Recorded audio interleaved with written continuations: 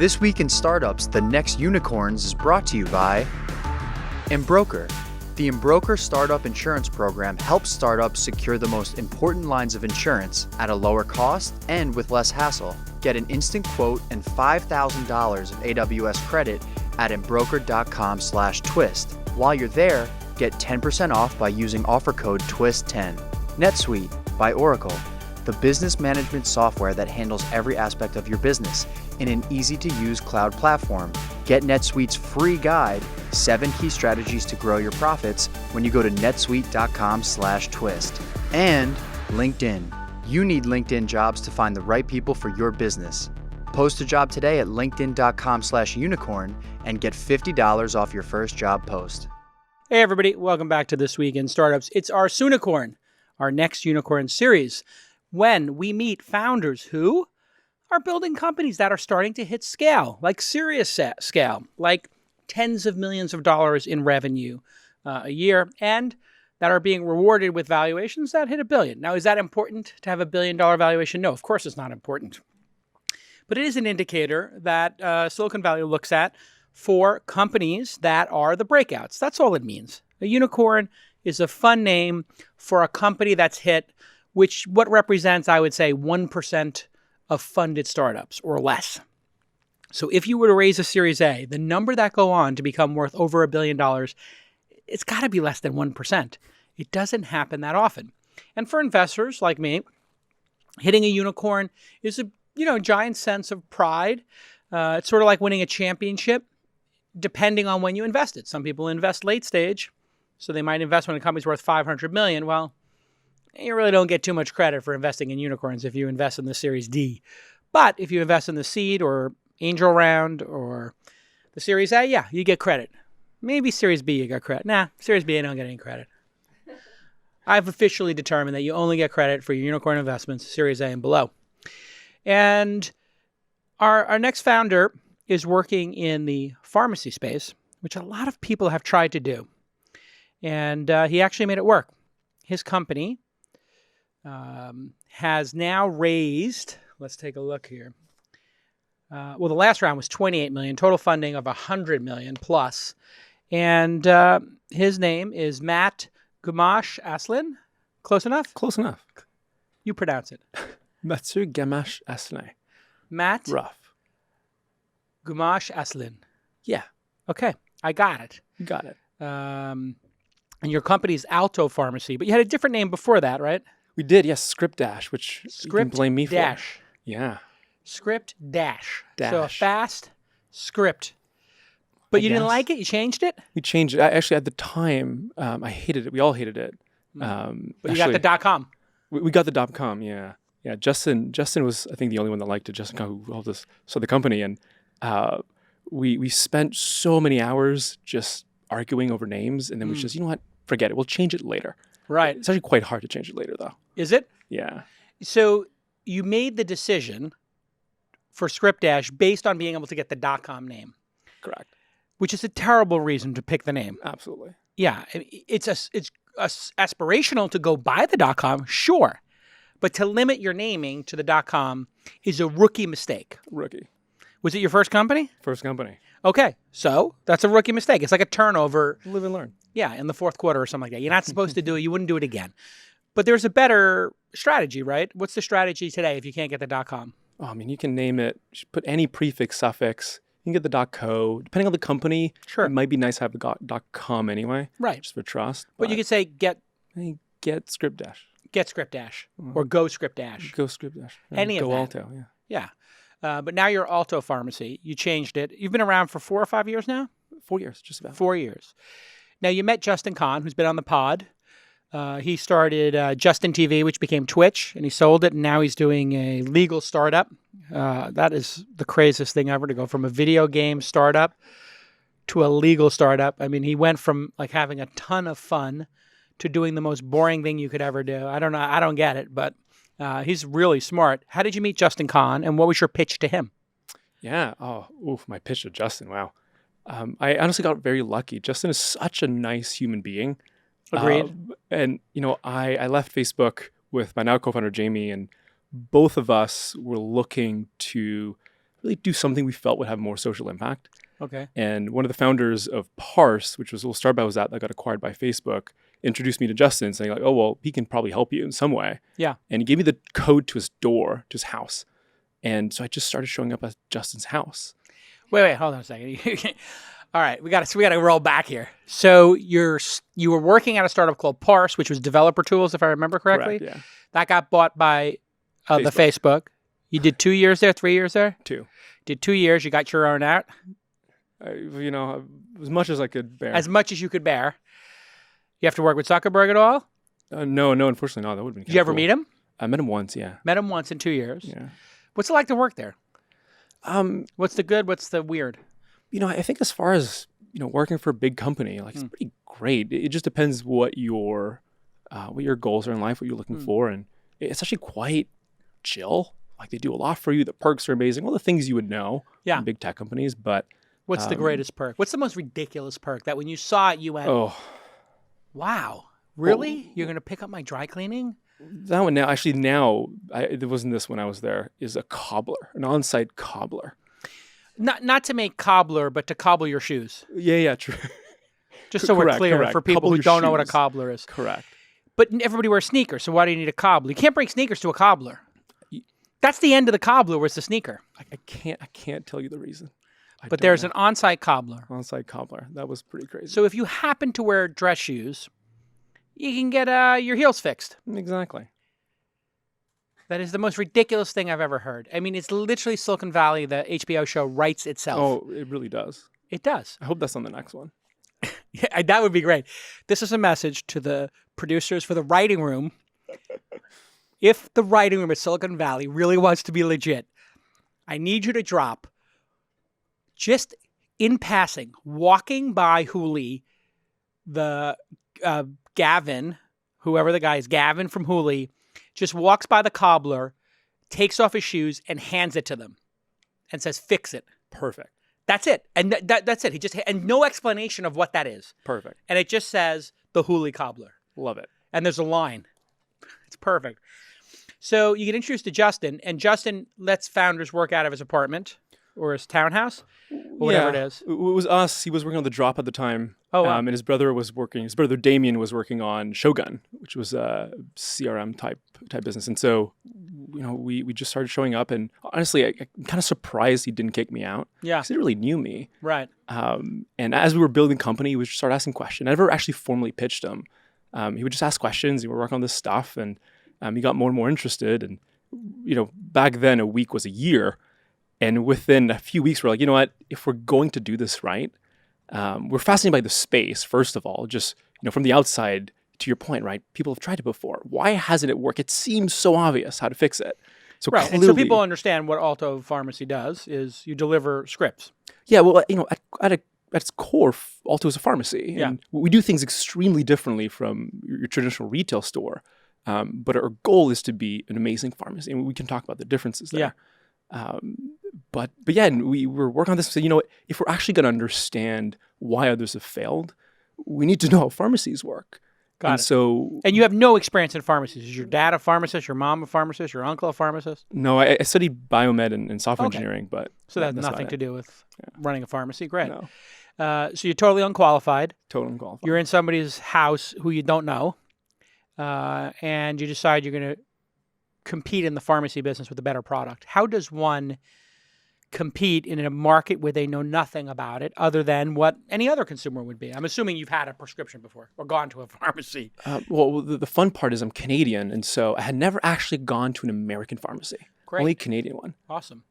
And this, folks, is how Silicon Valley works. Pick anything because everyone in the world is so incompetent that everything can be improved. That's how easy it is to be a founder. Everybody is lazy in the existing economy. And if you just go do something that's 30% better, you win the day. What was the 30% better that you saw immediately? What was the low-hanging fruit of pharmacies? I suppose a line. That sucks. Yeah, I mean, from the outside, that's pretty obvious, right? CVS is the biggest pharmacy in the U.S. They have a negative 10 NPS. I think most people don't know NPS goes negative. But it actually negative. does. Yeah, of course negative it can. 10. Yes, if negative you have 100. enough detractors saying they rate you 6 or below on the score of how likely are you to refer a friend to CVS Pharmacy? It's literally negative. Literally. That means the majority of people are doing 6 or below. Exactly. That is And that takes work. dedication. And so you look at the output, right? And it's well, that's clearly broken. The long lines, there's always that nice sticker shock when you get to the pharmacy. Weirdly enough, when you're in line, right, like the person in front of you might have a cold, and the person behind you might be going through, a cancer treatment, and yet you're using the exact same service and staff. Right? There's no difference between the experience. Well, that's an interesting observation. Yeah. Yeah, and actually, we actually stood in pharmacies and just watching for a while, and you notice most people end up having some issue, and a lot of them end up just leaving without their meds, and a lot of them just don't even come back to get them because they can't navigate this crazy system. And this crazy system should be very simple. Your doctor gave you a prescription, you go and pick it up. What I've never understood is why are there pharmacies and why don't the doctors just have the basic meds in their offices? Why is that? Yeah, a lot of that has to do with fraud, right? It's important to disentangle the financial incentive of dispensing medication from treating a patient, right? Huh. So that's why they separate. And that's actually a very stark laws in the U.S. You really can't do both. You can't do both. Yeah. Ah, that's interesting. So there's laws for you. So you can't do both. So doctors don't load up on prescriptions and then do nefarious things. Correct. So it's a check and balance. There's a bit of a gray area in the middle there, but broadly speaking. All right. When we get back from this quick break, I want to know when you're going into a field where you have no knowledge and you do some studying, how do you conceive of a 1.0 product? Because there's so much you probably could do to improve an archaic experience, but you're in a market that's super regulated. So how does one do an MVP, a 1.0, in a crazy, deep, regulated vertical like running a pharmacy when we get back on This Week in Startups? I want to tell you about business insurance. It's super important, and you may not even have it right now, and you need it because you may have already agreed with your investors to have it for your startup, and you just haven't gotten to it yet, right? You need to have things like cyber insurance in case you get hacked. D&O. You've heard of D&O probably. Directors and officers insurance. That's if somebody on your team, does something dumb and you get sued. All the people on the board of directors, all the officers of the company, senior people, do not get sued as well. And if they do, you got that insurance to cover it. Embroker's startup program is essentially free business insurance. How could it be free, you say? Well, I'm guessing you use Amazon Web Services. Well, Embroker, E-M-B-R-O-K-E-R, is partnering with Amazon Web Services to give you $5,000 in free credits when you get your company insured. So think about that. You sign up digitally at embroker.com/twist and zip in minutes, not weeks. You're going to get what you need. And they're expert brokers specialized in high growth companies like yours and mine. I want you to go instantly build your custom insurance program for your startup and get those $5,000 in AWS credits by going to embroker.com/twist. That's right, embroker.com/twist. And while you're there, you'll get 10% off if you use the offer code TWIST10. The offer gets better and better. It's a great company. I met the founder. He's brilliant. Make sure that you cover your beep. You want a CYA in this case. Get that? Cyber insurance, get the D&O, get the E&O by going to embroker.com/twist and use the promo code TWIST10 so they know that your Uncle Jason sent you. Okay, let's get back to this amazing episode. Hey, everybody, welcome back to This Week in Startup. My guest, Matt, is the CEO and co-founder of Alto Pharmacy, ALTO pharmacy.com. Or are you Alto? Just alto.com. Oh, so you got a 4-letter domain name. 4-letter domain name. Okay, so you started with the terrible one that everybody hated. Then you got a 4-letter domain one. That usually costs $300,000-$500,000. Lower end of that, a little bit less. Okay. Just so people know, you fake it till you make it. When you can afford it, you get a nice domain name, alto.com. Super easy on mobile to type in. Very nice. Inside.com, not a bad one. So you decide you're going to go into a space that you know nothing about, and that's highly regulated. How did you architect a 1.0 in this? And what was it? Yeah, good question. So what really we wanted to do to start was be a pharmacy. Just buy one and learn everything you can about it. So that's really where Justin was extremely helpful, was buying us a pharmacy. So as good friends do, he bought us this old mom and pop shop in the Mission. Okay. So this is why Silicon Valley wins so often.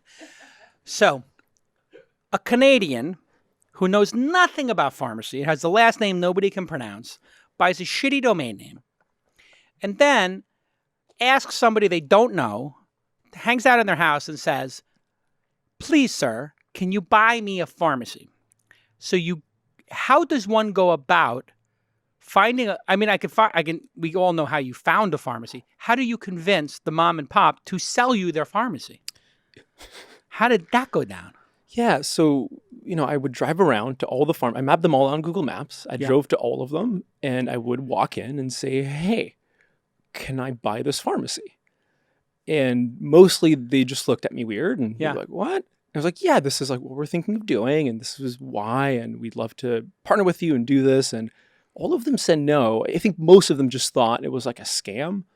It sounds like a scam, yeah. Or a mentally ill person who's coming in for some, really serious psychoactive meds. Like, this is a great way to get yourself Klonopin and a prescription. Like, I'd like to buy the pharmacy. They're like, yeah, no, I think instead you should take this because you clearly are suffering from some mania. Well, thankfully they can't prescribe it. So they can't. That's true, yeah.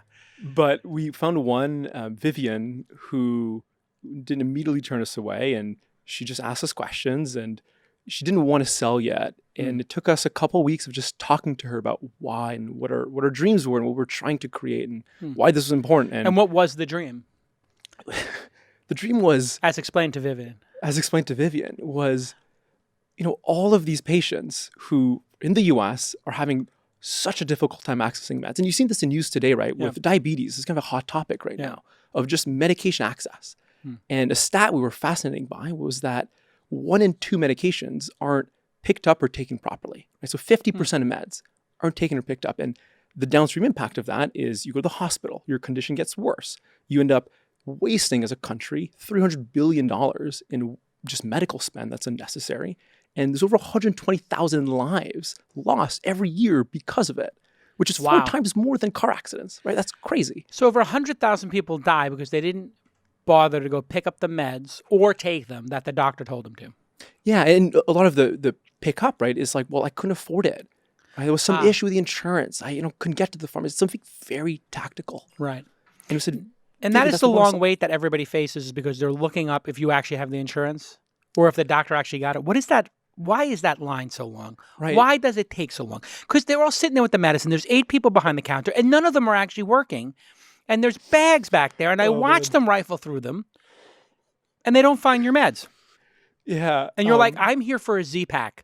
When I bought a Z-Pack in France, I said, I have a cold. The guy said, oh, you need a Z-Pack? I was like, yes. He said, handed it to me. Over the counter in France. He's like, you look sick. Here, boom. But in America, au contraire, mon frère. Au contraire. Yeah. Yeah, that's actually one of the most fascinating parts of what we learned by buying this pharmacy. That's what we want to understand, right? It's like, you're in the pharmacy. It's right there. Just give it to me. What's your problem? Yes. And as a customer, as a patient, you feel that. But when you're behind the counter, you're like, oh my God, this is insane. Right? And it's because, and really this is the crux of the difference in our approach and why we think that the prior tries haven't worked. A pharmacy isn't a store. In the US, the role of the pharmacy isn't to sell you stuff. Okay. Right? The front end of Walgreens, sure, right? But that thing in the back where the PhD pharmacist works, it's not a store. What is it? The role is take this thing the doctor prescribed, take your insurance is going to pay for, and take you, the customer, and just get people to agree on something. Right? What is best for the patient, and how do I get all these people to be aligned with that? So you're building consensus amongst the 3 parties. Exactly. The doctor, the pharmacist, and the patient. Insurance. And doctor, patient insurance. Right. The pharmacist is not responsible. What is the pharmacist's actual responsibility in all this then? Yeah. Well, so then it's our role, one, to coordinate all this together and also to be this frontline defense. Right. Is this fraudulent? Is this dangerous?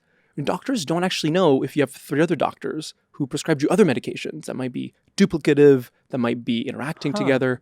Maybe they didn't check your allergies. So being the referee exactly is the role of the pharmacist. Exactly. So your doctor gave you medicine X. They can look up in the system that you have Y and Z and then tell you if there's going to be some interaction. Correct. But doctors don't do that? They don't have the data. There's just such disparate data silos in the system that causes it's difficult to do that. And so how did you solve that problem? Yeah, well, so you ask yourself, like, why is that hard to do? Yeah. Right? And I still most don't of- understand. Yeah. Well, most of this, people not getting their meds stems from that, and it's all comes down to coordination. And you're using phone calls and faxes to do it. So you're calling doctors, faxing them, faxing the insurance. You're trying to get these people to agree with these really archaic tools. So And the wait is confirming that the doctor sent it. it's trying to bill the insurance, right? It usually takes about 15 minutes to bill one prescription, and you're just hitting your hand against all these POS systems. Wait a second. I just had a revelation. Whenever it takes a long time to cancel a subscription and they put in that friction, I understand what they're doing. It's like the cable operators, like you call and it's like, yeah, we're going to totally help you. And then you say, yeah, I want to cancel. And they're like, okay, let me put you on hold for 20 minutes and see if you give up. And I get one more month out of you. Or the Wall Street Journal with their goddamn subscriptions where they'll take your money on the way in, on the web, but they won't let you cancel or pause on the web. This archaic system of causing pain to reduce people unsubscribe, or in this case, even taking it, is that what's happening? Is the insurance companies a cynic would say the insurance companies are making it slow so that they can see if there's friction, you maybe don't get the thing and they don't have to pay for it? Oh, it's a can of worms. Yeah.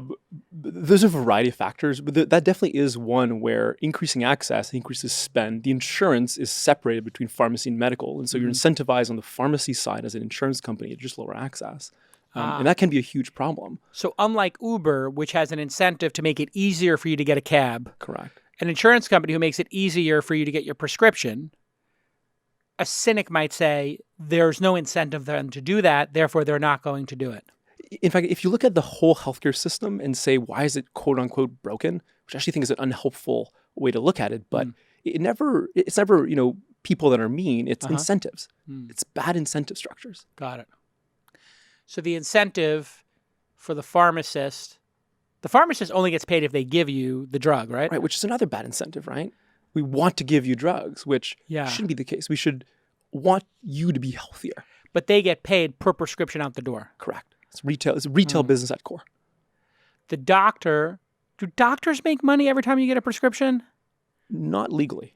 Not legally. There shouldn't. There's some old cases of pharma and, Purdue, et cetera, but in general, that is illegal. That is illegal. Yeah. But if you sold a certain amount of Viagra, would you get a trip to the Bahamas? That is all legal today. That's illegal? Yeah, thankfully. It used to be illegal. Correct. That used to be a big problem in the U.S. When did that change? Oof, that was years ago. Yeah. The Sunshine Act was called. Oh, really?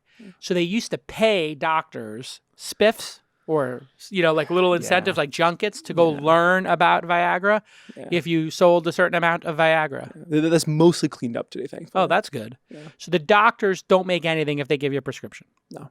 So doctors don't make out if they give you a prescription. That's good. The pharmacists do. So the pharmacist actually has an incentive to get that line done before people leave. But the only person in that who doesn't have an incentive is the insurance company. Correct. And that's who has to green light it. Correct. Why are they green lighting it at the pharmacy and not at the doctor point? That's what I don't understand. When the doctor gives a prescription, they don't check with your insurance. That gets checked by the pharmacist, which then creates the queue. Why do they wait for you to get there to check it? Why don't they check it before you get there? That comes down to a systems problem, right? That's just not how the systems are architected. And you actually have worse problem caused by that, where you might have 4 drugs that are all kind of similar, could do the same thing. The doctor, you don't know which one's covered. You realize that at the pharmacy, but you can't change it at the pharmacy because you're not prescribing. And so you call the doctor, try to pay phone tag for a day, you change it, you bill it. That's why there's a queue. Got it. So the doctor might give you prescription A, but your insurance only pays for the generic or the B. You have to get your doctor on the phone. Haha, good luck. So then you have to wait and make another trip to Walgreens. Correct. What a disaster. And so that's really the problem we first tackled. We're saying, well, what if we took, and often this is just not done, right? They just don't call the doctor and they say, it's $400, deal with it. And so what we wanted to do was say, we'll take ownership of that coordination. We're going to be the best in the world at that. And obviously you can't monetize that by itself. So we said, well, we'll be a pharmacy and we'll monetize as a pharmacy does. Yeah. So let's do all of that within the bounds of the economics that exist using software and automation and changing the operational model. Got it. And what was the big unlock and how is the experience different if I go to Alto versus CVS? Yeah, maybe the 3 core things I would say. One, because we completely rebuilt from ground up the operational model, right? We have the centralized facilities, the centralized care center. We'll deliver it to you for free. And then these sort of care centers run on this software we've built that underlies it. And that really allows us to build these tools. And as a patient, you see this very familiar e-commerce experience. And that was the key for us, was why doesn't that exist, right? And it's caused by that lack of underlying system. So you built the system for people to just go online and order it. Do they take a picture of their prescription? How do you get the script? It's all electronic from the doctors. It's all electronic from the doctors. So you tell your doctor, go to Alto, and they do it from there. Correct. Or do you build relationships with the doctors and they say, just use Alto? Both, right? So patients can transfer in, we'll take care of them, we can swap it from Can you pay a doctor for using Alto or no? Cannot. Be very illegal. But what we do is tell doctors, hey, send patients, it'll be awesome for them. If you care, that'd be great. And what we can do is start partnering with them so that as a patient, you essentially feel like we're an extension of the clinic, right? Because we're so tightly integrated. And we can communicate really quickly. We've also built a bunch of tools to help doctors better interact with us.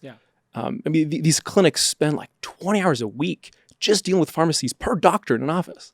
Okay. Certain amount of time. When we get back from this quick commercial break, always in the second break for people who are longtime fans of the show, they know I ask the most difficult question.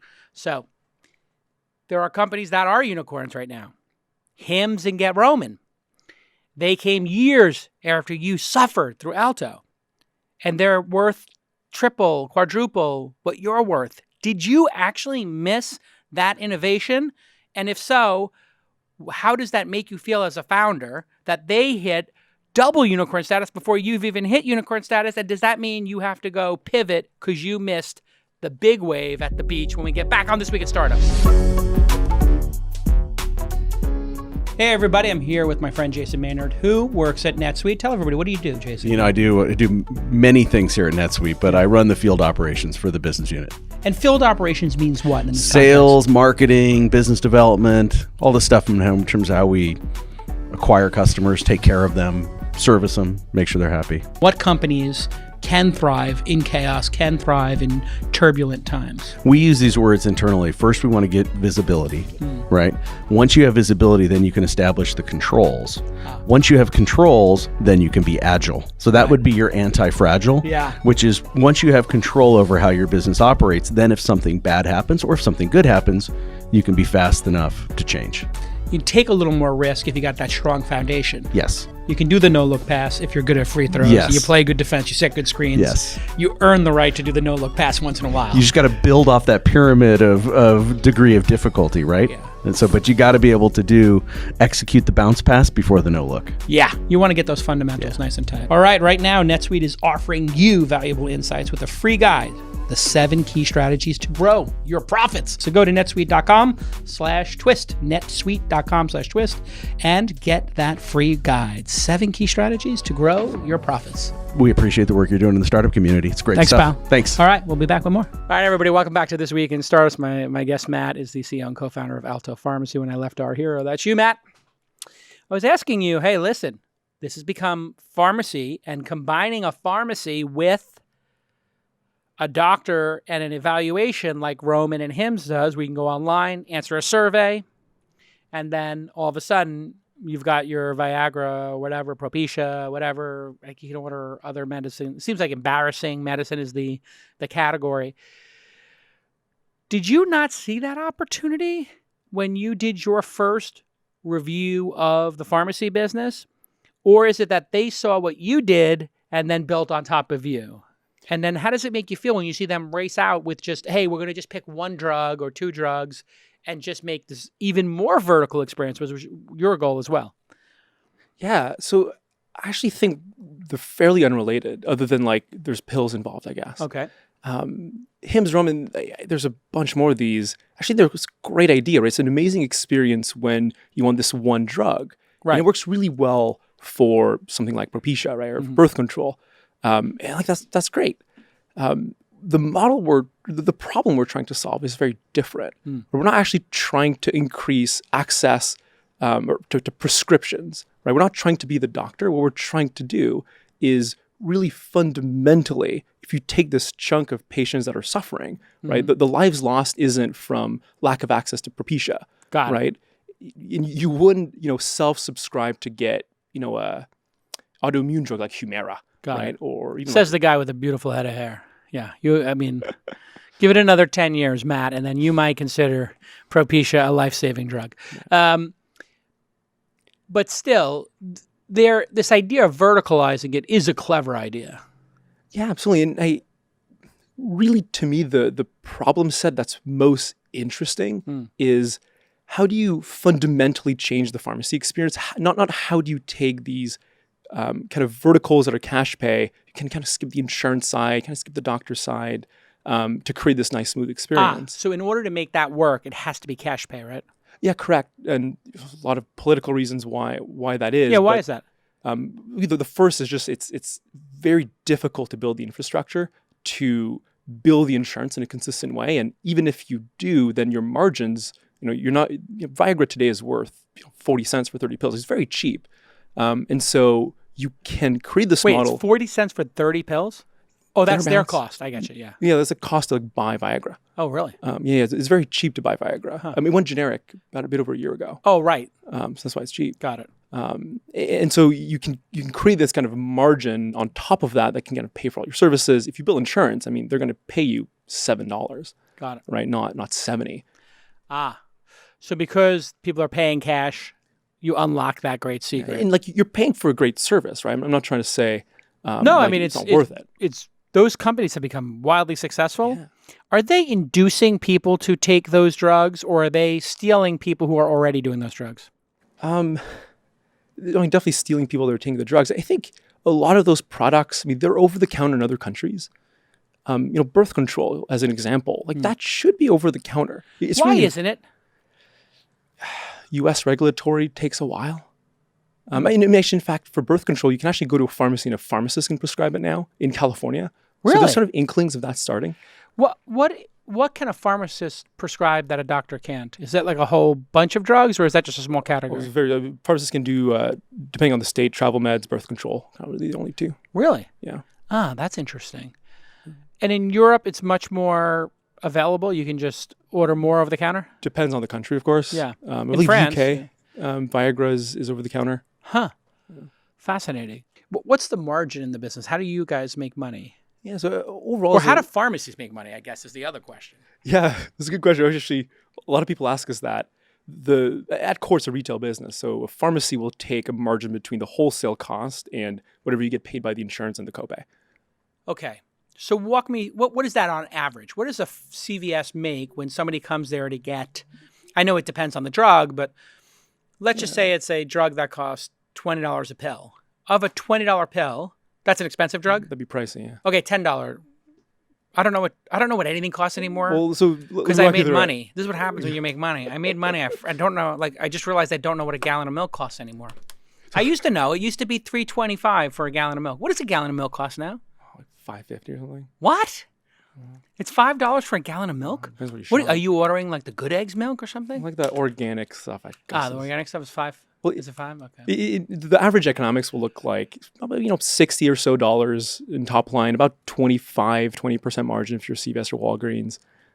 So that's about what you're 25% margin. Yeah. So on a average prescription is $15. $50. 15 in margin. Yeah. 15 in margin. Okay, I got it. So they make $15 every time somebody's in line.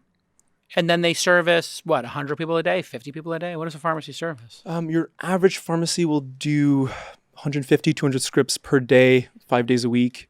So these might not correlate directly to patients. So they can make 30, 40, 50 grand a mom and pop pharmacy a month. Is that ballpark? Yeah, it's ballpark. Most of these retail pharmacies, you'll see, there's obviously variability there. A few million a year. Walgreens will be a bit bigger. The Independent will be a bit smaller. A few million a year in top line. In top line, yeah. And then they make whatever 15% of that in profits or something. Or no, 25% of that. So what does a pharmacist make a year? Is that a good job to have? So obviously varies. It'll be in the 150 range. Oh, okay. 120 to 180, depending on the. Does it work a lot? Is it like 12 hours a day on your feet? I mean, if you think about it, it's kind of crazy. It's the only PhD job that's in retail. Right? You're sitting in the back of a store. You have a PhD. It's a long process to be a Do pharmacist. they really have PhDs? Well, it's a How many years does it take to become a pharmacist? it's 3 to 4 years after college. Really? Yeah. And they only get paid $150. We'll go up, maybe Yeah. 200 at the top. Yeah. I mean, Wow. especially for your frontline retail. You ever see this pharmacist. movie, It's a Wonderful Life? Yeah. Mr. Gower? Years ago. Mr. Gower, don't hit my ear. You don't pharmacist? remember the premise of It's a Wonderful Life and why he has the bad ear? Oh. So he works for the pharmacist, Okay.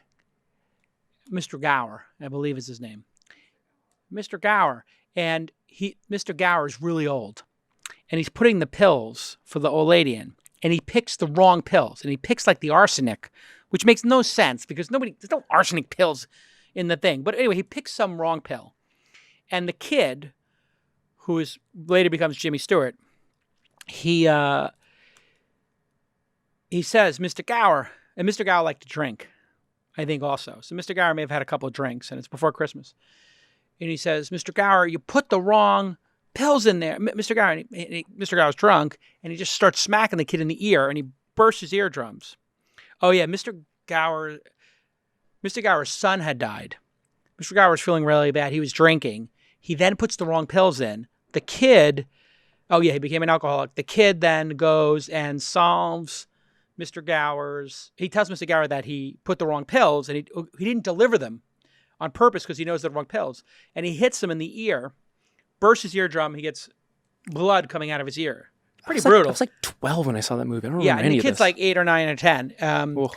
And he almost gets this other kid cyanide or whatever. It's a really dark thing. Oh, yeah, you know why? Because he's making the pills. Oh, yeah, that's old school. It's old school. So he's making the pills, and he takes the cyanide jar because he's drunk, because his son had died. And I remember it's like yesterday when he hits the kid, and then finally he looks, and he sees it's cyanide, and he goes to grab the kid to give him a hug and thank him, and the kid cowers. And he says, no, it's okay. It's okay.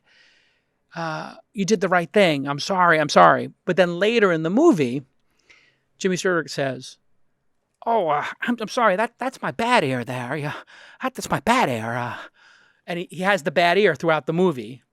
But the premise of It's a Wonderful Life is what would happen to this person's average life if he had never existed. And the scene here we go. The telegram comes in. Your son has died of influenza. And there he comes in here and he says, why didn't you deliver it? Why? And he smacks him in the ear. Why didn't you deliver it? Why don't you listen? And he says, no, Mr. Gower, you got it wrong. You put the wrong things in those pills. And you can see here Mr. Gower is drunk and he's wobbly. And he's explaining to him, you put the wrong things in. And then Mr. Gower comes and he looks at the pills and he opens it up and he tastes it. And he opens a pill and he puts a little on his tongue. I remember it like it was yesterday, this scene. And he goes, oh, no. And he looks. Oh, and see the kid cowers and feels, don't hit me again. Oh. You know. Such a great scene, right, Jackie? Wow. Jackie's crying. Jackie, don't cry. You're making me cry. It's such a great movie and scene. So go ahead, comment on If It's a Wonderful Life. Well, you know, what actually this is perfectly summarizing is, Don't cry. Watering producer Jackie. God, now you got me going. I can't see her, thankfully. Yeah, I cry I'm too. looking at her. She's in tears, and now you're gonna make me cry. It's such a powerful scene, right, Jackie? Have you ever seen it, producer Nick, or no? No. Okay, it's one of the most powerful scenes in any movie you've ever seen. If you had been born at a time when people appreciated cinema, It's a Wonderful Life is the seminal film that is shown every Christmas. And what happens is he gets taught what happens if he was never born. And what happens if he was never born is Mr. Gower gives those pills and goes to jail because he killed somebody. Spoiler alert. You were going to comment on how this relates to your business?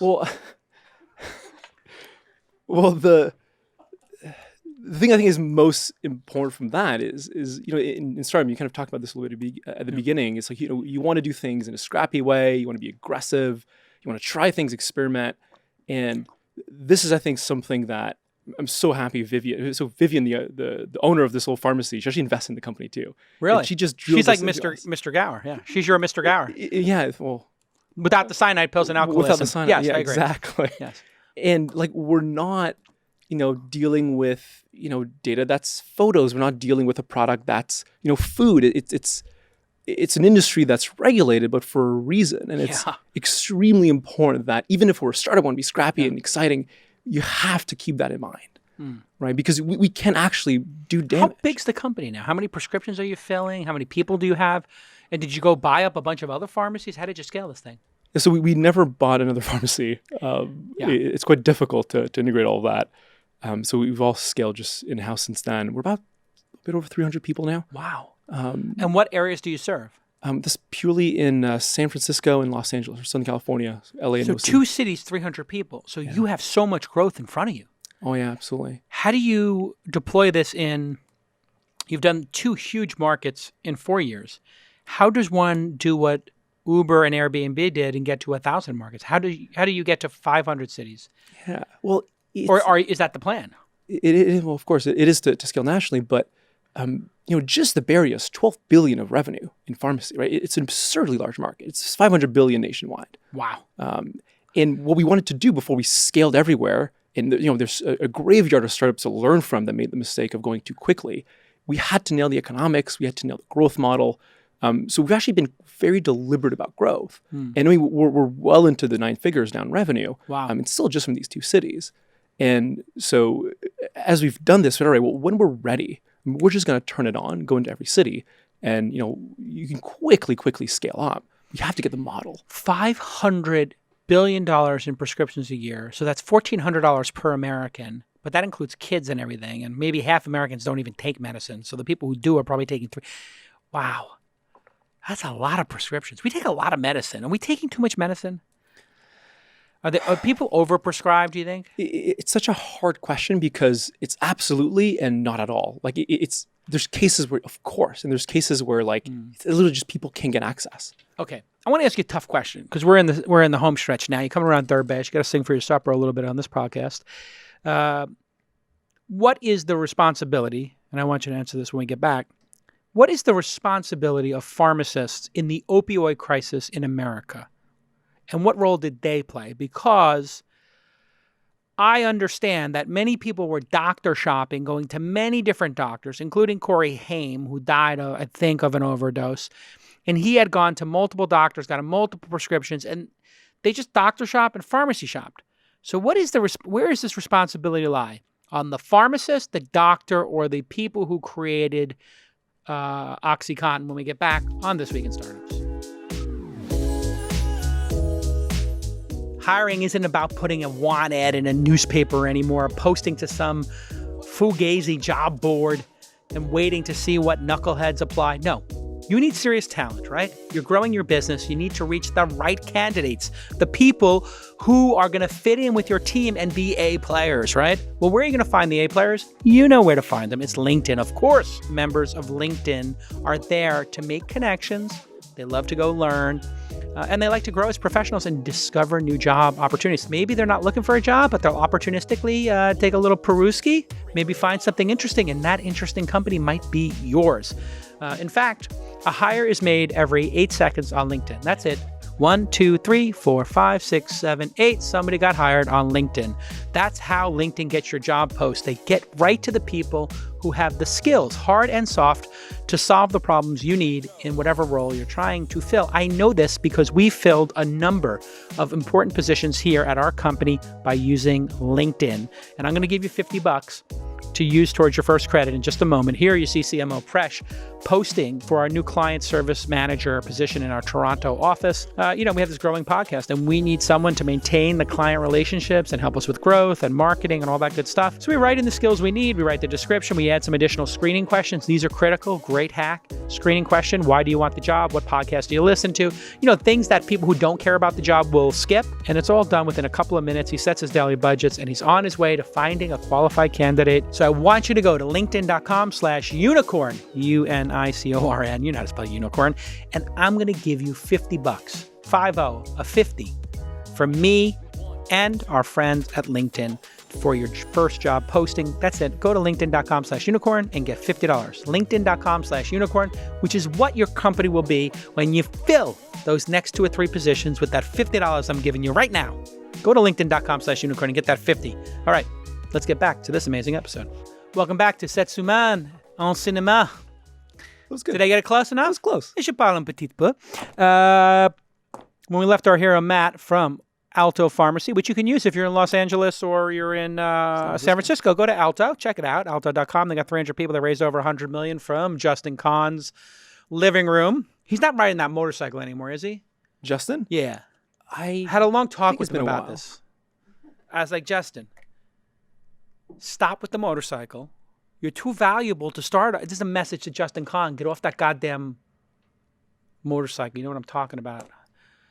No, I mean, if This is Justin a Kahn great loses, diesel Ducati. It's a great bike. It's really nice. I bike. love motorcycles. I haven't been on one since I was 19. And the reason is, when I left, my mom was on the stoop in Bay Ridge, Brooklyn. I was 20 years old. Your grandma, Master Nick, would wait on the stoop. When I left, I came back 2 hours later on the motorcycle. She was still on the stoop. Oh, And I was like, Mom, have you been on the stoop the whole time? She says, yeah. She's crying. She says, I don't want you on a motorcycle. I was like, all right. I stopped riding. made the right move. That's the message for you, Justin. All right, listen, this OxyContin thing is just out of control. Opioid crisis. And I guess that company went out of business now. They filed for bankruptcy. Those people knew what they were doing, apparently. And pharmacies were letting these things fly out of the back. And doctors, apparently, were prescribing it a wee bit too much. Who's responsible? Give me a percentage ownership outside of, obviously, the consumer who, may have been an active participant in that. When we take the consumer out of it, who's responsible? Because this seems like unbelievable lack of either morals, ethics, or judgment. Maybe not. There's no real percentage because it's everyone in the supply chain at the end of the day. Because Okay. everyone could have stopped it. Everyone could have. Of course. The manufacturer didn't need to make something this powerful and market it. The marketing, I think making it, oxycodone is helpful, right? We have patients going through cancer and it's amazing help for their quality of life. Yes, if you're dying for pain, Right. it is unbelievably good. But when you're lying about the drug or when you're doing illegal things in advertising, then absolutely. And then the doctor, illegally prescribing the medications, the pharmacies often knowing, and we can tell, right? It's very often clear what's going on when you look at the prescriptions, and it's our duty to say no. And you have to say no despite making a lot of money off of it, right? We've actually run into this already where we said, you know what? We're going to stop working with these doctors. We're going to stop working with these patients because we're not comfortable with the dosages, the amounts, the quantity. Like, you have to say, we'll take ownership of this being a problem we can affect. So you look at your own data, and without talking about you specifically, a pharmacist, let's make it really easy for you to discuss this. A pharmacist, not you, could very easily look at the data and see that a person was getting a drug that they didn't need or in quantities that were exceeding the use case, and that maybe one doctor was giving an awful lot of them. So you see one doctor's giving 50 times the number of prescriptions, 10 times the number of prescriptions of anybody else in this category, and for very large amounts, and you got to think something's fishy here. Yeah, I mean, more than that, I'm happy to talk about us. It's like you see all the prescriptions, and it's literally the law that a pharmacist verifies every single prescription that goes out the door. What does that mean? So Verify. You look at all of the data and you say, this is the patient, this is the prescription. Are we okay with this? And based on the system, it'll depend on what you see. But you have to review it. And if a person came in and they said they were suffering from pain and needed pain relief, would a pharmacist ever go, I'm going to disagree with the doctor? Absolutely. So Really? if a patient comes in, patient sends a prescription, and it's for a very large quantity. And we actually look up into databases every single dispense opioid in the state. And this is a California, and many states have this service, is we can look up every single opioid and say, you've gotten 4 in the last 2 months. Like, this is clearly... Oh, there's a central registry now? Exactly. So back when Corey Haim died, I believe he was the doctor shopping of the two Coreys who died of an overdose. Look it up for me, Emery Cruise and Jackie, if you don't mind. But my understanding was he went to multiple doctors. There was no central database back then, right? That's It a new depends thing. on the state as well. In California, this was in California. How long has that central database existed? It's about a decade, if I recall. So this was over a decade that he died. Yeah. Probably before that. So before that, you could doctor shop, go to different pharmacies, and the pharmacies didn't have a central database. Correct, but I actually think a lot of the problem comes from something a lot less malicious. You'll see 20 pills of Oxy post-surgery being prescribed, and you don't need 20 pills of Oxy. You need 2 maybe, right? Ideally, for the 2 days 3. after. Exactly. You've got 2 or 3 days of pain. Why are they giving 20? Because they don't want you coming back asking for more, right? They're like, oh, at least it'll be enough. But then you take 3, you put it in your shelf, and then, maybe you decide to take another day. Maybe your kids get into it.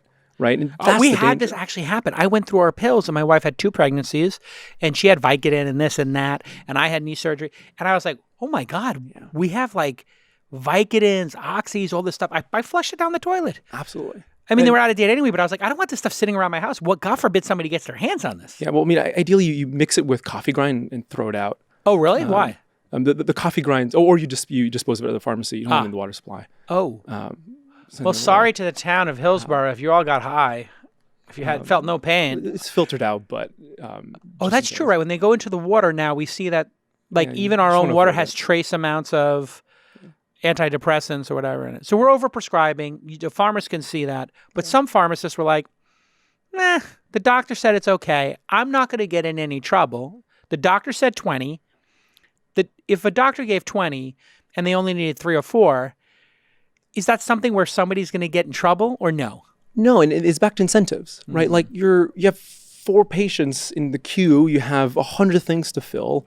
Like you're not going to call slow it down. Exactly. And so you just go and you do it. And so it's something we're building now and really excited for, really specifically for this problem, is if you get a prescription for opioid, we alert you and say, this is really addictive. Can we give you less? In fact, can we switch it to Tylenol 3? Can we give you something for free? Just don't take it.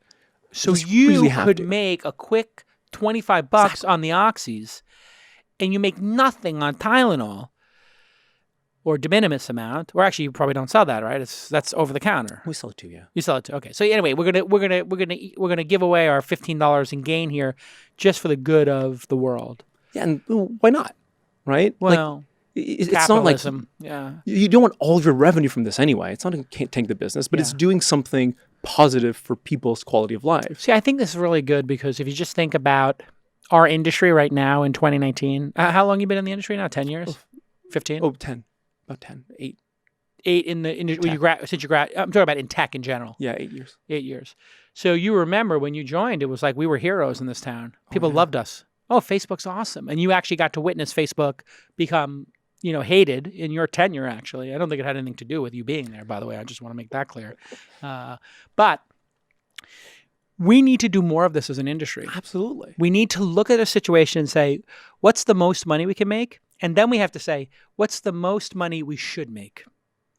So you understand what the most money you can make is, but what's the most money we should make? Yeah. And if you look at Apple underpaying people in the Apple store or Bezos underpaying factory workers, they were optimizing for the most money they could make and optimizing for the best user experience without thinking about the best experience for humanity, not for the next quarter. But it's also like, it's not realistic to assume if you ask Mark, hey, just like make sure you always do this. Ask Jeff, like always make sure you do this. You have to create an architecture as a company in your culture to keep even you as CEO accountable. Right? You have to make it impossible not to do this. And I think you're having a lot of startups right now that have this more mission-driven approach to creating a company culture. And hopefully that's what we see come out of that. That's actually the case at Alto. I have an even better way to phrase it, I think. Don't trade short-term greed for long-term greed. Absolutely. Even if you just want to look at capitalism, because if you think about people like Bezos and Zuckerberg, Bezos, is successful because he was the optimizer, and Zuckerberg was successful because he was the move fast and break things. And just moving fast is another form of optimization. They're part of a different generation. But if you look at the short-term thinking that Zuck had, I think, in a lot of his product decisions that got him this, the first $20 million fine, now the $5 billion fine, those fines are not going to kill the company, but they are indicative in the scale of them. 20 million set a record, now 5 billion. He set another record in terms of fines. It's indicative of a philosophy that must change course if you don't want to get dragged to DC and be hated. And if you look at OxyContin, that company and that family, I mean, are they going to go to jail, or are they're being sued personally, right? They're being sued across the board. There's massive class action lawsuits. They're taking their names off the buildings they donated with their, ill-gotten gains. We got to really think holistically. See, this is where the millennials and the Gen Zs with their philosophy of mission-driven, which I think you fall into, and the Gen Xers in the optimization and, just because we're doing technology, it's inherently good. There needs to be a middle ground here of long-term profits, not short-term. Yeah, and I struggle with expressing it in a way where you're taking a haircut on profit because it's so core to the industry. And if VCs will fund the things with the most profit, you'll never get there, right? And actually, I heard the podcast with, I forget his name, with the Grove Collective. Yeah. And I thought that was a good way to frame it, right? That there's a lot of opportunities where you can just focus on doing the right thing, and that will actually help your profits, right? At least in the long term. Yeah. Focus on that. And don't focus so much on make the most money so the investors are happy. Yeah. And I actually think the investment community needs to also take a step back and say, well, are we okay funding things that might not be the best for the world, right? Why are we even here? Is it just pure returns if this is the stuff it causes down the road? Yes. I'm joking. No, of course not. Listen, it's not fun when you're an investor in a company and people hate the company. And then even as an investor, you get that blowback. So when Uber had, some problems that needed to be fixed, people were like, okay, Mitch Kapor and Freda and Jason and Cyan, you're responsible. And it was like, we own 10 basis points of this company. We own 25 basis points. We're really responsible. Like, our names are not at the front door of the building. We can't even walk in the building just like you. Like, we have zero influence. We don't have seats at the table. It's only the people on the board who have a seat at the table. And even then, they don't have control. I mean, look at WeWork for the biggest example of malfeasance. I mean, after Theranos, I guess. It's crazy. How did you manage the investor class in this regard? And were people scared of what you were doing in terms of touching drugs? Yeah, absolutely. I think that's like the first question I always got, especially in the early days. Like, isn't this like super regulated? Isn't that a problem? Isn't this scary? I think, this is kind of my philosophy on fundraising in general. You can't build a business around fundraising. And you have this feeling when you start that that's the game, right? It's the C, the A, the B. And at some point in that journey, you're like, oh, I was supposed to build a business, not fundraise. Yes. And you reverse your thinking to, I fundraise to build a business, not build a business to fundraise. Right. That's easy to say when you get the big rounds. It's harder to say when you are having to slum it in Justin's living room. And, I don't think many companies, just you don't admit it because you don't, it's dangerous to, I suppose, but you never have an easy time fundraising, right? It's a lot of no's. Very few companies just always have all the money. And that brutal experience is like, well, it's brutal for everyone. And it's not because you didn't perfectly optimize squeezing every dollar out. It's going to be about what are you building and why? And can you emotionally get people interested in your vision for the future? And how do you do that? How did you get people emotionally attached to running a modern pharmacy, which seems like the most boring business I can think of? I mean, you could have sold paint, but it's up there with as boring as paint. Oh, if I did paint, there would be white, not 1,500 whites. Yes, exactly. I'm an engineer. Yeah. I'm introverted. I'm not a salesperson. I'm not a great salesman. Yeah. And I always thought that held me back, and I made the story in my own head. I know you're investor in common. I'm a huge fan of the sort of meditative approach, but what I had to realize was all I have to do is tell this person what I want to do and why I want to do it and show them how excited and passionate I am about it. Yeah. And that's contagious. I think too often we get stuck in like the advice, well, like a churn rate, LTV to CAC, and the chart is here, the team is at the end. And like, sure, you follow those formulas, that's fine. But that's not the point, right? People will want to invest in you, especially in the early days, if they believe in you. Yeah. And people say that. And I heard that. I just never believed it. It's like, no, that's BS. It's about the When did you numbers. realize it was true? What made you realize that people invest in people? Was there a moment? I think it was very, very recently. Yeah. Despite Justin, I think just like telling me for years that was the case. And for me, I had to feel it. You had to see it. Yeah. Just hearing it doesn't help. Right. Because you're like, oh, sure, thanks. Like you'd try fundraising.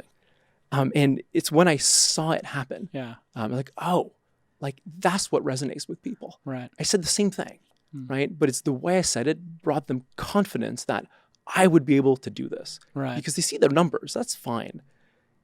Can you do this, Matt? Right? Yeah. Are you the one to do this? Yeah. And do you want to do it? Exactly. Are you going to give up or not?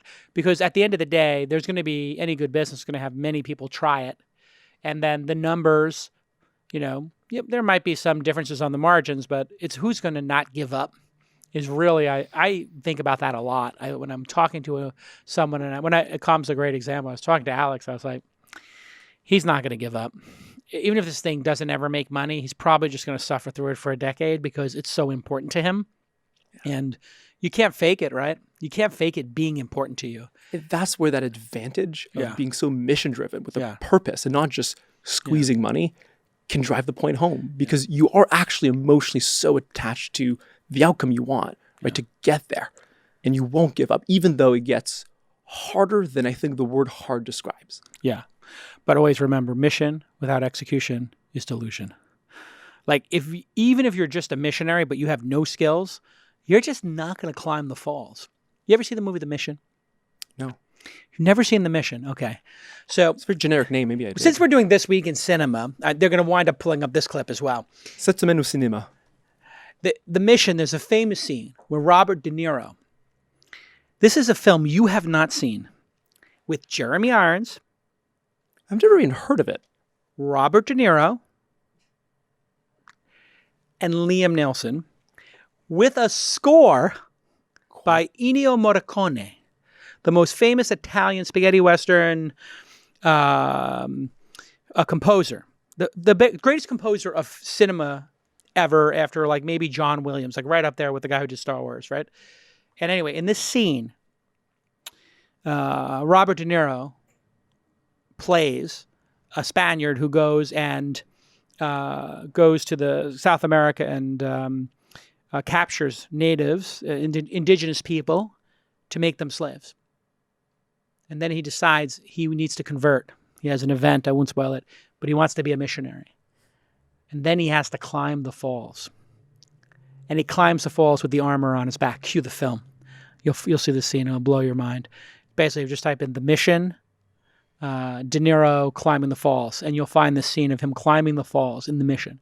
And it's great to be a missionary, but the missionaries must climb the falls. They have to be able to climb the falls. And here is the scene of Robert De Niro with all his armor when he was a conquistador.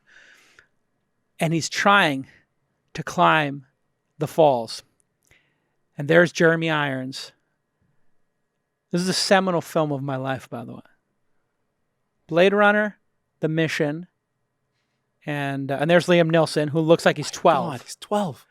And it was probably one of his first films. And here's De Niro trying to get up the mountain, and he can't. And Liam Neeson can't take watching this. Qui-Gon Jinn, Liam Neeson. Just use the force. And Liam Neeson says, enough. And he cuts the armor off of in the bag he's dragging, and throws it down the falls. And Jeremy Irons, who plays the sage priest, the sage missionary, looks at Liam Neeson and says, you can't do that. And Robert De Niro climbs back down the falls, grabs it to tie the armor back up and start his journey again, because it is his cross to bear. He must climb the mission. He must climb and get to the mission and beg forgiveness for what he's done as a slave trader. And this is really, when I think about startups and how hard it is here, De Niro is that founder. and he has that insurmountable mission, right? But you have to be able to climb the falls. It's not enough to want to help. It's not enough to want to succeed. You have to be able to actually, on a tactical basis, be able to do it, right? Let me disagree a little Hard bit. work. Okay, go ahead. No analogy is perfect here, but it is the perfect film. I'll have to watch it. Yeah. Also, he doesn't look like De Niro at all. Can't even recognize him. Yeah. You know, Welcome to This Week in Cinema. it definitely is. You know, you have to not give up, right? And he's climbing the falls. He's not giving up, and he has to be able to go up. But what I think lacks a lot in founders, especially as you get product market fit and start scaling, is just admitting how bad you are at most things. Oh, yeah. And just very quickly hiring people, because your goal as founder, right? It's not to be the best at X, Y, and Z. It's to continue to build a culture, motivate people, and get them excited about the vision that you have. The mission. About the mission. Right. And so I think there's too much focus on, the execution in a way, because you need to execute, but you as the founder don't need to. You need to find very good people to do it and find a way to convince them to join you. That's really hard. One of the great pleasures as a founder is when you have enough capital and resources to find somebody to do something you've been doing better than you. Oof. Especially things you don't like, right? Oh, that's the greatest. That's like a double win. I got it off my plate. I got off my plate something I hate. You know what mine was? It's just like reviewing legal documents. I was like, oh my God, my entire life is reviewing legal documents and trying to summarize them. And then I was like, you know what, Ashley? You've got a new job and responsibility. You do one of our managing directors, I said, just do all these legal documents and summarize them for me. I never want to think about this again. It's like the reason I don't want to go to work today is to pile through legal documents. But there's so many founders, and I've went through this, where you don't believe that. You feel like it's your job because people kind of tell you, Matt, why aren't you doing these things? Yeah. And it takes a level of just belief that it's okay, right? Yeah, maturity. I'm not supposed to do everything. Yeah. What is the thing that you gave away in the last year or two that was hard to give away and easy to give away? Yeah. I am not an organized person, and I hate systematic things. I hate going through a list and tracking numbers and operational stuff. Exactly. Yeah, not me either. Yeah. We literally have 3 executives from Amazon. They're very senior. And I found myself still doing a lot of this work. And I realized my team had been telling me for a year to stop and annoyed. And I was the one in the way. I never actually understood that was the case. I thought I have to because you guys aren't doing it. Right. But I was holding on to it. And I'm the CEO, so they'll respect me wanting to do it, even they'll push back. And I had to say, you know what? I'm out. This is your responsibility. Yeah. Do whatever you want. I'm going to trust you. And then we're going to work together to make sure, What makes those Amazon executives special? Because I do hear about those Amazon executives going into organizations and really taking them to another level. You recruited 3 of them. Did you do that on purpose? And what makes them special? I think Amazon as a company is misunderstood in Silicon Valley. Maybe changing a little bit now, but it's a phenomenally disciplined organization. And they've created a management system that I think is almost unparalleled. I think this comes from a little bit of the arrogance of Silicon Valley, but I found in general, older companies, IBM, GE, Ford, they're very, very well-managed companies. And you should learn from them over Google, Facebook, and tech companies. Really? I found them to be much better managed, especially if you have a big operational component. Right. If you're just building software, it might not. Why is that, you think? Because the margins are so thin, you have to. You can't be sloppy. You have to be extremely good because you operate with 4% operating margin. Because you're in a mature market with mature competitors, and if you don't have operational excellence, making the 10 millionth car or the billionth light bulb, your competitor will. Exactly. Yeah, it clicked for me. If you're Google, it's like, well, who are you competing against in a search engine? It's a monopoly. It's a monopoly. You can totally screw up. If you're Facebook, you've got Facebook, Instagram, WhatsApp. It's like, is Twitter going to just siphon away users because they make a better Prius or a better hybrid car? No. They're different experiences, right? They have monopolies. And actually, interestingly enough, you're seeing so many more very operational tech companies come about that are trying to merge the tech and kind of the Adams world. Who else is a good example of that in your mind? Who do you look at? If you take just Uber and Lyft, 2 prime examples of this. Yeah. Even Airbnb to an extent, a little bit less, but still still dealing with a lot of this crazy housing Airbnb doesn't have hardcore competitors. They have some, HomeAway. But when you look at the Uber-Lyft rivalry, especially with the global Grab and Didi, and you look at Uber Eats versus DoorDash, that kind of competition and those kind of margins lead to operational excellence. Exactly. Can you imagine if Google had operational excellence, what their profits would be? But I think in a way it would I don't know if it would be helpful because It would kill that culture. Well, they're just trying to get all of the engineers so you can't compete with them.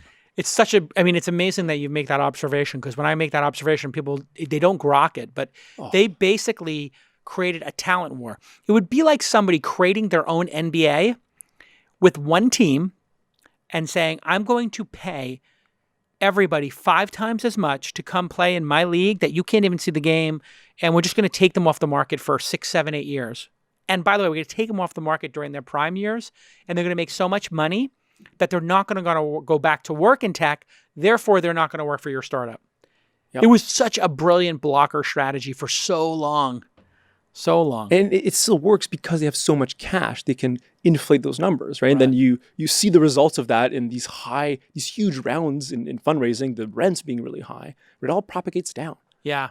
Yeah, and you see some of the packages they give people, you're like, why did they give Andy Rubin $90 million on the way out? No offense to Andy Rubin. I mean, it's a little creepy, some of the stuff that came out, allegedly, whatever. But even still, giving anybody $90 million on the way out, like, that means they had to give him a $90 million exit package to just get him off the market so he wouldn't go work other places. So they just gave all these, like, entrepreneurial people $10, $20, $30 million packages so they wouldn't go anywhere. You don't compete against that. What do you do when somebody comes to you and they have that Google offer? You just tell them Mazel Tov? Well, I guess I'll go back to sort of the advantage you can have through a very mission-driven culture. Yeah. But you can find the people that are like, yeah, I actually want to do more. I want to do something different. I don't just want to hang out at Google. I want to make a difference in the world. Yeah. And that's the people you hire. Yeah, they're probably bored out of their minds at Google. Can you imagine you worked in search and they're just like, can you optimize this 0.07%? in the next 4 years? And you're like, okay, so the next 4 years of my life, 25 to 29, is going to be optimizing the Google Flights ads, tricking people into clicking on an ad that they don't know is an ad. Really? That's my life for 4 fucking years? Sorry for the... And they'll generate, an extra couple billions? And it's going to generate, it's going to generate 700 million, and we're going to give you 15. So come burn 5 years of your prime years. This is a message to Google engineers. If you're doing that, I salute you for taking that 20 million, but you need to go start a company afterwards. All right, listen, Matt. Great guest. I was looking at this. When I look at the show notes, I'm like, I got to figure out how to make a pharmacy company interesting. But little did I know that you're fascinating. Thank you for coming on the podcast. I appreciate that. You're a great guest. I think one of the great things about the Soonicorn series we did is that we're meeting a bunch of founders who we missed, who are great guests, because you don't get to $250 or $500 million by accident. And you do learn a hell of a lot, didn't you? You learned a lot. I actually think if you want to grow personally, start a company and just don't stop. You'll change it. I'm a completely different human being because of it. Really? What do you think is the number one change? What do your parents or your friends tell you is the number one change before and after the startup? Alto. ALTO.com. Go get your pharmacies in Los Angeles and San Francisco. Use the promo code Jason for 20% off your OxyContin. Thank you, everybody. That's not a true. That's not a true code. Coupon will not work. Buy 20 OxyContin, get 20 OxyContin. It's our gift to get. I'm doing a whole. We don't do that at Alto. We do not do that at Alto. It's our give to get program from OxyContin. OxyContin, give 10 to your dealer. So you're not an ad person for Purdue. Exactly. Hey everybody, it's Jason Calacanis for OxyContin. That's probably kind of what they did, though, which is the most terrifying part of this. The gift to get, yeah. They're like, give a prescription and we'll give you $25. I wonder, can you imagine what's going to come out of Discovery when they start getting the emails and the SMSs and then somehow somebody didn't turn off messaging in their WhatsApp and they got the whole trail? Yeah, they'll be well-deserved. They're going to make a great, great documentary in like 10 years about this moment in time. That's going to be like, remember O.J. Simpson? And we're going to do like the people versus O.J. Simpson, like incredible. People versus Purdue. It's going to be the people versus Purdue in like 30 years. Or do it now. That really should be the next true justice. What was the thing that you learned? How have you changed? I think to cope with the amount of stress and anxiety you experience, you have to change as a person. Yeah. Or you've experienced it before and you've already gone through that journey. Yeah. I found it through meditation and mindfulness. And just Justin and I talk a lot about this, and I love that he's promoting that more. Yes. Conscious leadership as an approach, this whole vein. I honestly don't think I would have been able to power through without it. It is definitely a very acute phenomenon when you are in a rocket ship like you are, or any company that's fast growth, the amount of stress that builds because of the amount of responsibility. You started with 2 people in somebody else's living room. Now all of a sudden you got 300 mouths to feed. You got to make sure people get their prescriptions. They're relying on them. This stuff just layers and layers. And even if you're not conscious of it, it's burning in your back burner. And if you, on your unconscious, if you're not meditating or working out, or you're not grounded already, this is why people commit suicide, very sadly. This is why people abuse drugs. This is why people flip the car, It's a lot of pressure. People don't get how much pressure it is to be the pilot of these companies. I absolutely. And I think the worst is people say now a lot, it's hard, like everyone goes through it. And it's not enough to intellectually know it. You have to feel it. You have to see that, like Justin, right? He went through this journey because he felt it. And as I saw him go through it, and I was going through challenges just luckily enough around the same time, it gave me the comfort, like, even Justin is going through this. Yeah. It's okay that I'm feeling this. It's normal. Yeah. It's completely normal. And, you see it in these, there's a generation of entrepreneurs from the 2000 period who are now investors. Myself, Justin, Alexis, and Gary and their company. There's just a bunch of folks who kind of grew up building startups and now are writing the checks. And they're all preaching that same message, which is, let's run the marathon. If you're under stress, you need to take a break. And it is back to that long-term greed and that long-term incentive. It doesn't do anybody any good if the founder kills themselves tragically, or has a nervous breakdown, or is taking some kind of stimulant to increase their performance, like a lot of kids were doing, like taking too many stimulants and trying to stay awake. There was a whole Mondafil craze, the Provigil, that swept through a lot of accelerators here and other things, where people are just staying up for 3 days writing code because they're trying to compete. You won't compete like that. Like, you won't win, right? That's not what you're going to win on. You'll win the day and you'll lose the week. Like, literally, it'll be Friday and you will be crashing and you'll wonder why you're crashing. It's like...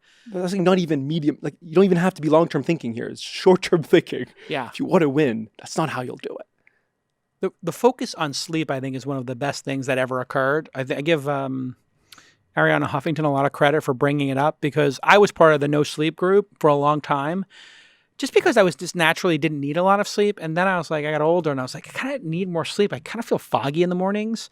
So I just tried to get 7 hours of sleep, 8 hours of sleep. I tried to force myself. I still can't get to 8, but when I get 7, my performance goes way up. And it's only 1 or 2 more hours than I was. So, like, does it actually make a difference if you sleep 5, 6, 7, or 8 hours at the end of the day? No. Yeah. So just get the extra hour of sleep. The point, though, I do get frustrated with, like, there's a balance there where it's not about, start a company, you're going to work really hard. Right? I still to this day work 60? 60, 70. 70. Yeah. And like real hours, right? And like, people love saying big numbers, but 70 hours a week is a lot. Think about it, right? That's 12 hours a day for 6 days. Yeah. And then there's more. Yeah. And so think about, like, all right, what is sustainable for me, and find that number. Yeah. And then do how as old much are as you? you can. I'm 29. 29. So it's fine at that age. And you don't have kids, I assume? So you add kids to the mix. You add another 10 years. Your body gets a little tired. You're not running on adrenaline as much. You just need a little more sleep. But yeah, people have this inflation of the hours because they get to work at whatever, 8, and they stay till 8 every day. And they think they're putting work in, but then they're taking these 3-hour breaks and playing foosball. It's like, you know what? I'd rather see you do 8 hard hours or 7 hard hours and get the fuck out of here, and then go do something on your own. All right, listen, Matt, you've been a great guest. Continued success. You're hiring. We're hiring like crazy. Okay, well, I'm going to guess you're Matt at Alto.com. If you're an amazing developer, marketer, operational person from Amazon who wants to get on a rocket ship, you know who to call. Pharmacist, technician too. I don't know if they listen to the podcast. Oh, really? Pharmacist, technicians. Yeah, they don't listen to this podcast. Maybe they do. Maybe they Operational workers, sales, anything. Anything. Literally. Just need a body. If you have a pulse. If you have skills and you're great. If you're an A player. Yeah, A player. Whatever that means in this day and age. Whatever that means. Whatever that means. Ninjas or whatever other terms. Ninja, whatever. Concierge, whatever you are. we got a spot for you. Samurai, Ronin, whatever. Yojimbo. We'll see you all next time on This Week in Startups. Bye-bye.